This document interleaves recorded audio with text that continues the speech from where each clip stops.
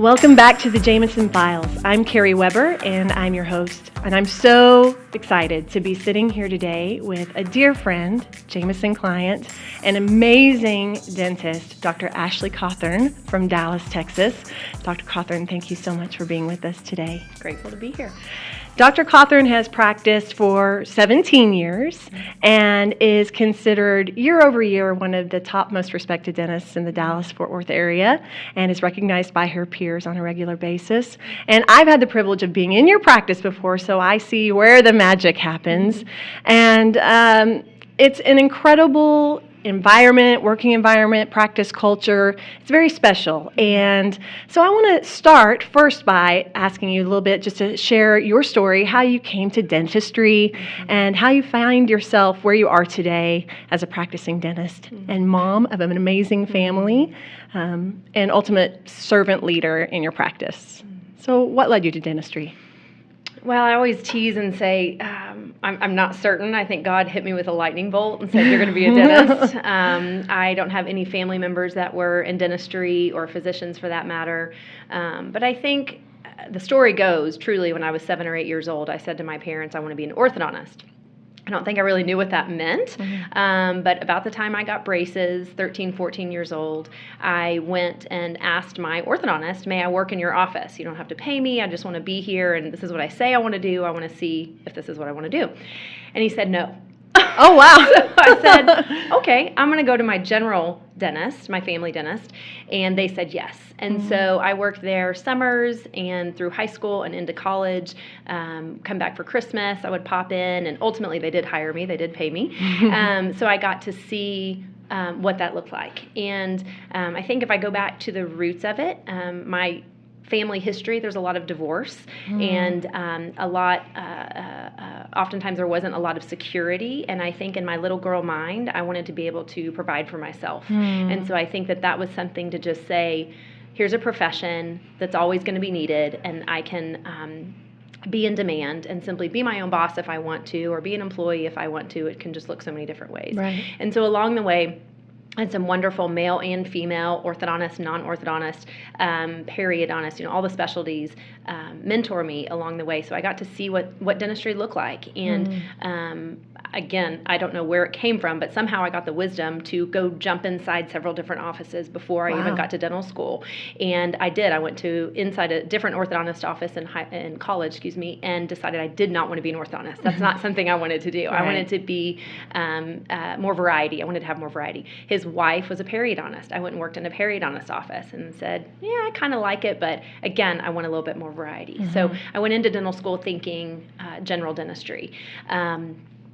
And so that's kind of where it came from. I've ever since I was a little girl, that's the only thing I've wanted to do.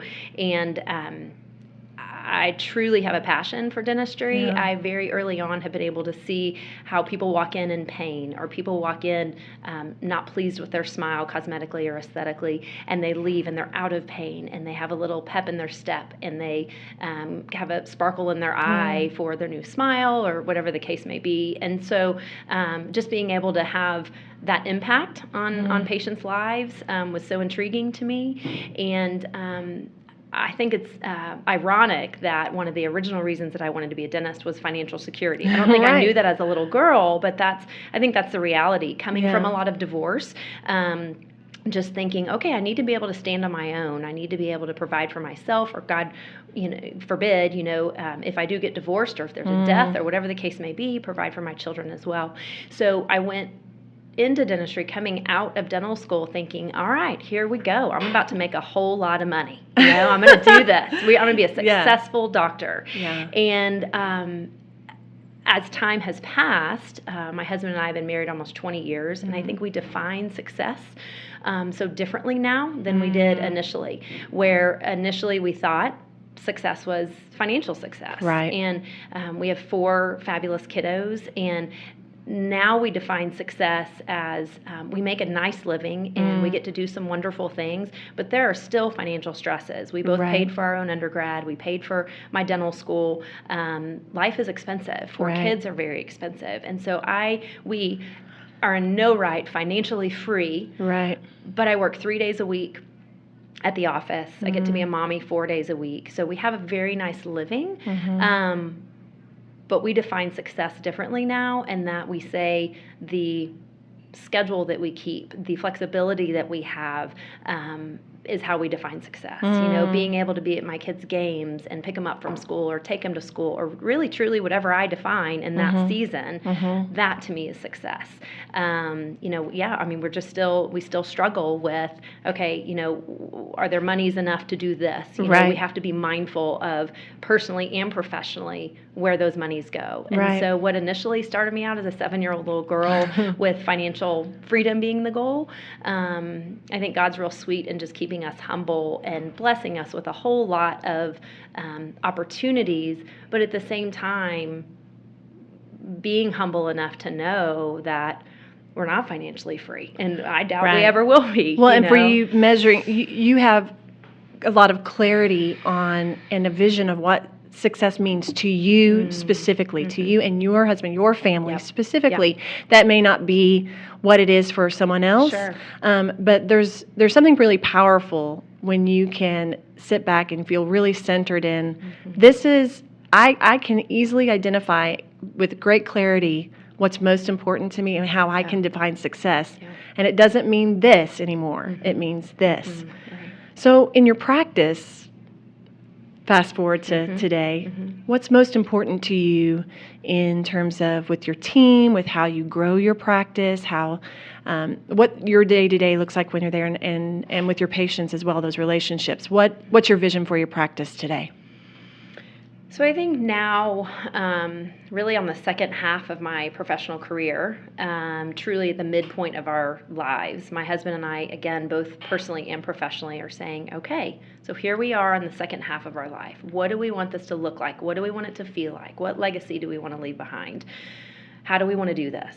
And my husband has just recently said, we're not going through a midlife crisis, but we're going through a midlife realization of just saying, okay, what do we want our bodies to physically feel like? Keeping up with 4 kids, we both are athletes and love triathlons and swimming and biking and running, and we love doing all this stuff, but there's only so many hours in the day. We both work and the kiddos and keeping up with date nights and being a good daughter and being a good friend and being a good mom and being a good dentist. All the hats. And so, but just pausing for a minute and saying, okay, so what do we want this to look like? And so to your point or to your question, I'm doing the same thing dentally. And I look at my dental practice as a mission field. I look at, and I tell my team all the time, we're not just folks in dentistry. We're not just fixing teeth. We're not just answering the phone. We're not just, but every single opportunity, as you and Kathy say, every interaction with a patient is an opportunity to love on somebody, to care for somebody. And I believe that we're put on this planet to love God and love others. And that's our vision. And we want to care for people. We feel honored to have the profession that we have, the physical building that we get to come to, get to go to work with these fabulous ladies who are some of my dearest friends. I mean, what a blessing. And I feel that word blessing is really overused, but I feel like it's a true honor to be able to do that. And I feel like it's a calling that we're not just in dentistry, but we have the opportunity to sit down with people face to face. It's in a very different atmosphere. As we all know, a lot of people don't like going to the dentist, or they're fearful, whether it's a past experience or finances or time or whatever the case may be. When they sit down in our chair, we have a different interaction with them than we do, say, somebody at Starbucks or somebody, the same person at the grocer, or, we flip them upside down and, pour water down their throat. And, oftentimes there's tears and it's emotional and it's personal. And so we take that very seriously. And so I feel like it's a privilege to have a person one-on-one in today's society that is so busy. Everybody's in a hurry. Everybody's stressed, but to sit down with them and have the opportunity to say, tell me about you. Let me get to know you, and as I'm taught by Jameson, peeling back the layers of the onion and saying, let's get to the core of this. Why are you crying? Why are you fearful? Why aren't you, making the appointment? What is it about? Let me know you. And that's what I always tell patients. I want to know you. I want to get to know the all of you, the comprehensive you, not just putting out fires and slapping a filling in this tooth, right? We want long-term relationships. I have a fairly small practice in the big city of Dallas, and I want it to feel, we pray at our morning huddles, Lord, when people walk through these doors, allow them to know that they're entering somewhere different. Allow them to know that they have friends and that they're loved and that they're seen and that they're heard. And as opposed to, I'm just going to get a filling, Yeah. And there'll still be people that come in that way, and that's okay. We're actually recording this podcast today at one of the Jameson leadership courses, one of our symposiums.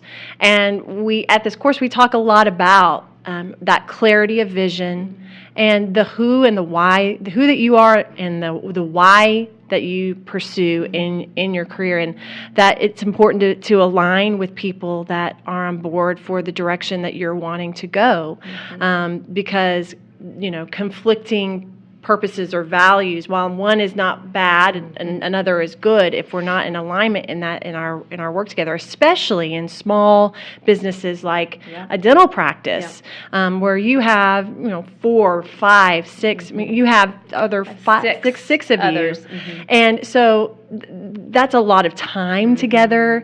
That's a very maximized, minimal team that's helping to try and get you where you want to go and what you want to accomplish in your practice for your patients. And your clarity is something that's always been very special about you, is because you attract a lot of people that want to work in that environment. The team members that are with you today, they love you, and they say, we work with the best dentist ever. And I said, well, that's a true, because they say she wants to serve, and she wants to serve our patients, and she wants to serve us, and it's never for her own self-benefit. And that's how that's what they told me about you. And that's pretty beautiful. So how did you, I think servant leadership is just the who that you are, but those communication skills to keep your team engaged with you, but also that conversation you say you have with your patients. Tell me, prioritizing the time to build relationships that ultimately have resulted in loyalty with your team, but also with your patients. How did you get there? What have you implemented? Was that difficult at first? Has that been something you've developed within yourself? Well, I think starting back, Kathy Jameson taught me a long time ago that being a true leader doesn't simply mean doing it all yourself. But being a true leader means empowering others and equipping others and being surrounded by a team. I mean, that goes from the accountant to the attorney to the assistant to the front office, everybody. And I believe that with my kids too, they're and growing them up and teaching them and equipping them that they too are leaders in their own realm within our family. And at the office, I think it's the same thing. And I now know that being surrounded by other leaders is truly, that's the way, that's the light, that's the fun, that's the decrease in stress. That's because you're such a great leader over there and I trust you and you're equipped, you got it. I can go do my job. I trust you and who you are and how you're going to handle this. And so I know you've seen the movie La La Land. Yes. Right? Yeah. So I love, for your listeners who aren't familiar, so the main character is a musician and a true essence of, he loves jazz music, and so he loves the true essence of jazz, and he wants to open a jazz bar. And the way life goes, the opportunity never presented itself, was too expensive, didn't work out, yada yada. And so he gets a really well-paying job in another band, and he's got all this fortune and fame and kind of going down a different path. And his girlfriend at the time says, now why aren't you opening the jazz bar? And he just came up with all the life excuses, right? Time and money and effort and energy and all that. And she says, but you're passionate about it, and people want a part of what you're passionate about. And I've always loved that. And it goes back to Good to Great. I remember talking to a patient right after we had read that book, and I was telling this patient, she'd asked me some question, and I don't recall what we started conversing about, but I was telling her about this book, and this is who our practice is, and this is who we are, and this is what the bus looks like, and here's who's on it, and here's who's off of it.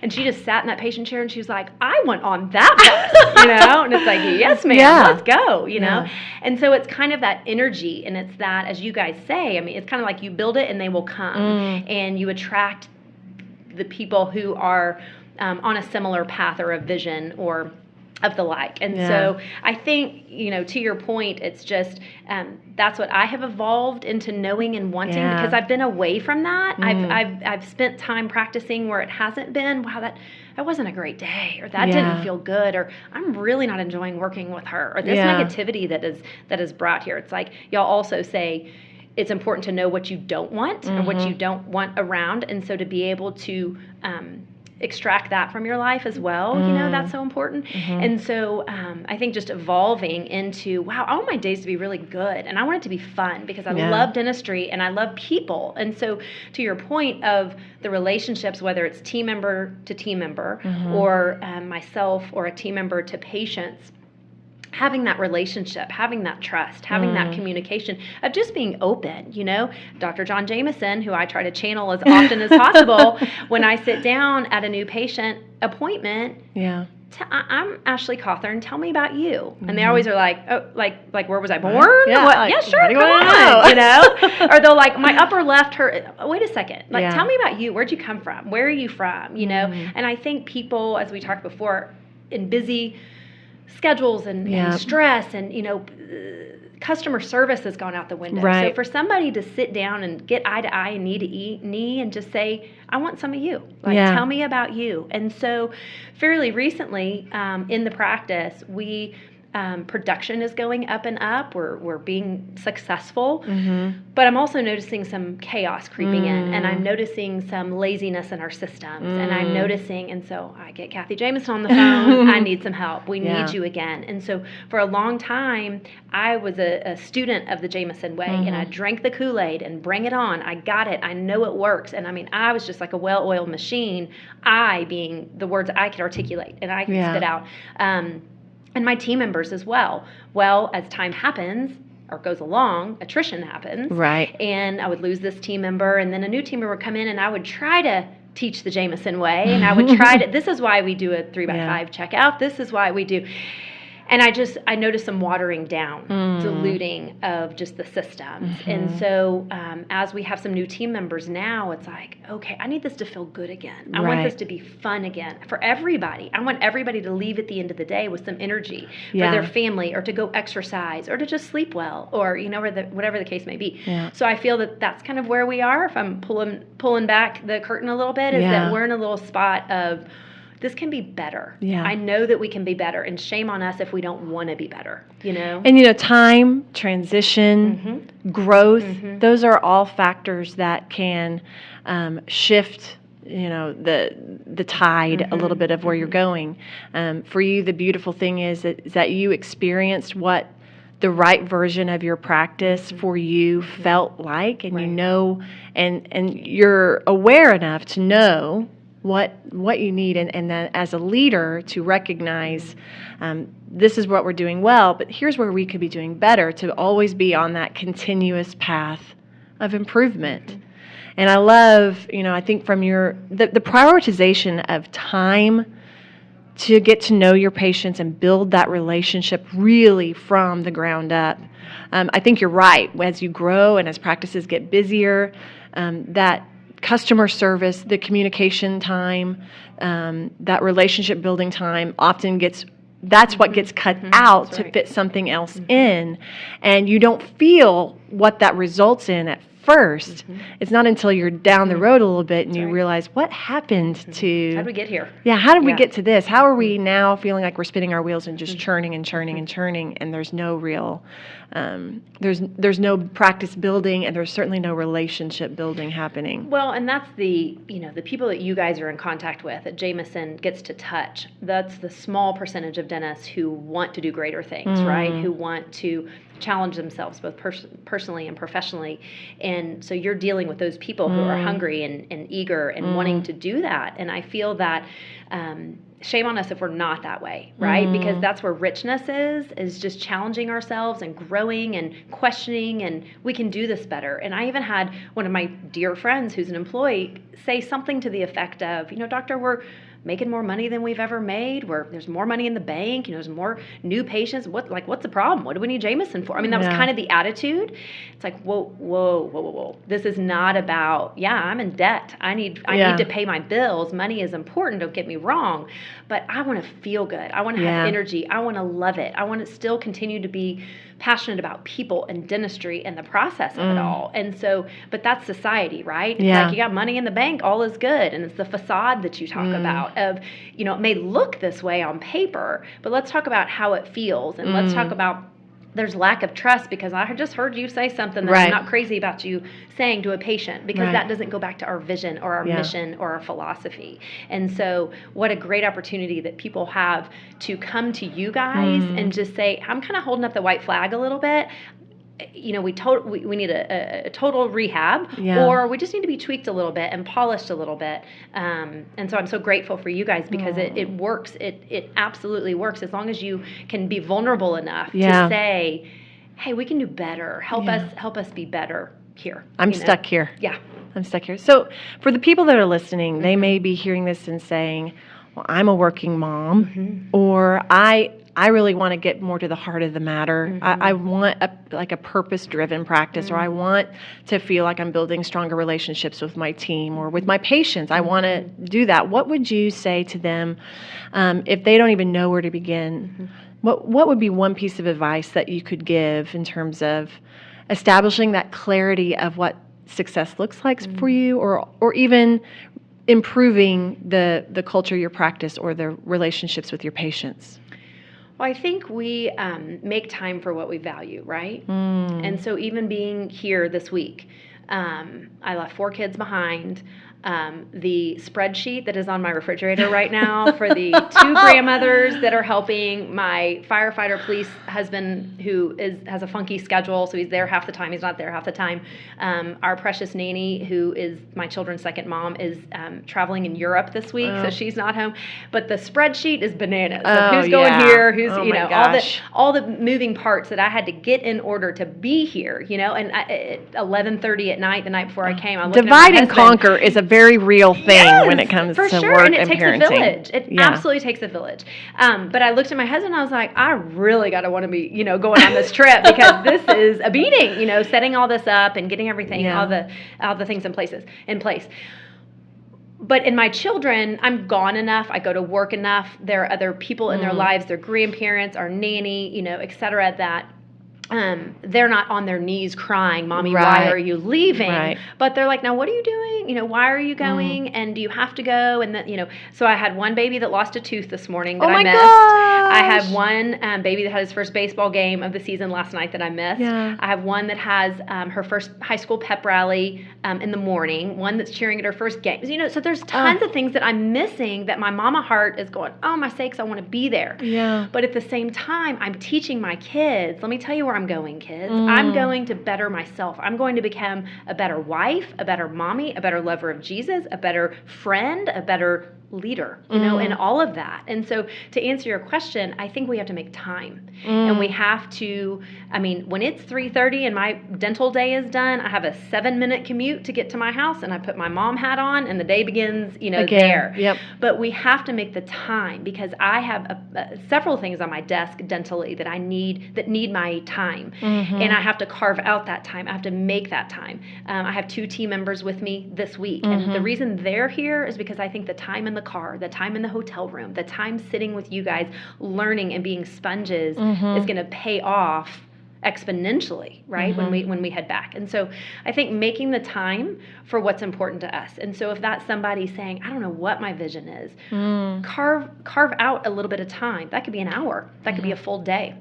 But as you guys encourage us, write down your goals, write down your vision, write down your mission, know what your philosophy is, where have you come from, where are you now, where do you want to go, and how are you going to get there, and have those action steps. And so it can be overwhelming, but I think if we just carve out time for what's important, if that is, man, this team member is no good, I really need to get her out of here, but that's going to be a pain. I have to look for her, I have to pay for her, I have to train her, I have to, it's a lot of time, but we all know how freeing getting that negative ninny out of the mix is, and bringing in somebody who can be productive and Right. helpful, et cetera. Make the time to do that. If it is, wow, I just don't really like where my practice is right now, or I'm not producing what I want, or I'm not even practicing the type of dentistry that I want, make the time to go to the CE. I have a dear girlfriend of mine who is in awe that we shut down the office at noon every 4 to 6 weeks for a staff meeting. It's very basic, but she's like, I can't afford to shut down half a day. Well, you can't afford not to, because there's so many things that we talk about and then we process. And, I'll go a full day without seeing my office manager, except, the huddle, and then when we walk out the door, because we're all going in different directions. So as you guys have encouraged us, start the day with a huddle, set up your day, and then every few weeks, stop and pause. When Jameson comes in and we shut down for 2 days, other dentists will say, I can't afford that. I can't do that, but you can't afford not to. And so I think the small percentage that you guys get to work with, the small percentage of excellent dentists who are listening to this podcast, that means they want more. They want to be challenged. And so to make the time, to take the time, and you will go from good to great, by simply doing that. I love that. You make the time for what you value. I thought that was really powerful. And to, as you said, to really start writing down, giving yourself permission, if you're looking for where to begin for yourself, giving yourself permission to have time to write down the things that you're wanting, that maybe that you want to have different, or that you recognize you don't want them to be that way anymore, and prioritizing that list and getting to work on it and making the time for what you value. Dr. Cothern, you are so passionate and for people and for the work that you do. And one of my favorite quotes, I don't even know who says it, but they say, light yourself on fire with passion and people will come from miles to watch you burn. And you are on fire with passion. And I think your team recognizes that and they love you for it. And so do your patients. And so do we.